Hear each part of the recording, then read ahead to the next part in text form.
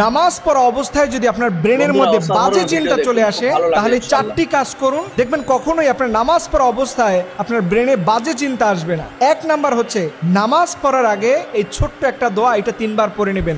আপনি পড়বেন আউযু বিল্লাহি মিনাশ শাইতানির রাজিম, এইটা আপনি হৃদয় থেকে 3 বার পড়বেন। দেখবেন আল্লাহ তাআলা শয়তানের ওয়াসওয়াসা থেকে নামাজের মধ্যে আপনাকে বাঁচিয়ে দিবেন। 2 নাম্বারে, এরপরেও যদি মনের মধ্যে বাজে চিন্তা চলে আসে, তাহলে মনে রাখবেন খিনজাব নামক একটা শয়তান আপনার কাঁধের কাছে বসে আছে।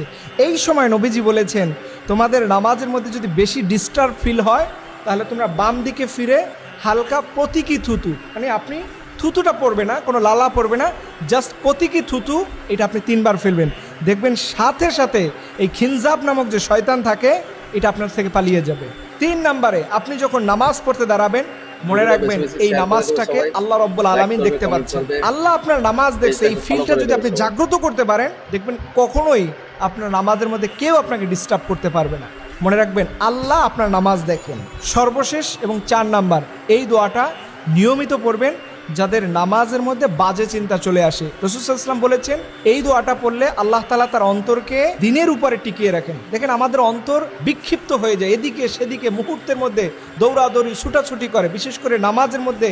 এর কারণ হচ্ছে আল্লাহর থেকে আমাদের অন্তরকে আমরা প্রোটেক্ট দিচ্ছি না। আল্লাহ নবী বলেছেন, ইয়া মুকাল্লিবাল কুলুব সাব্বিত কলবি আলা দীনিক, হে অন্তর পরিবর্তনকারী আমাদের আল্লাহ, আপনি আমার অন্তরকে দ্বীনের উপরে টিকিয়ে রাখুন।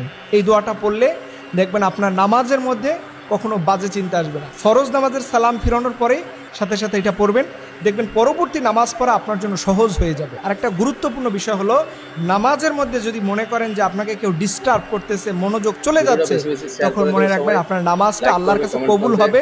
এটা যাতে কবুল না হয়, এর জন্য শয়তান আপনাকে ডিস্টার্ব করতেছে, আপনার মনোযোগ এদিকে সেদিকে নিয়ে যাচ্ছে। এবং বিশেষভাবে নামাজের আগে মোবাইল ফোন, অন্যান্য ডিভাইসগুলো থেকে দূরে থাকবেন, একটু জিকির আজকার করে নামাজে যাবেন, দেখবেন আপনার মনটা প্রশান্তি থাকবে।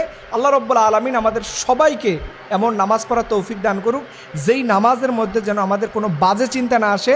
আল্লাহ সেই নামাজ পড়ার আমাদের তৌফিক দান করুক, সকলে আমিন।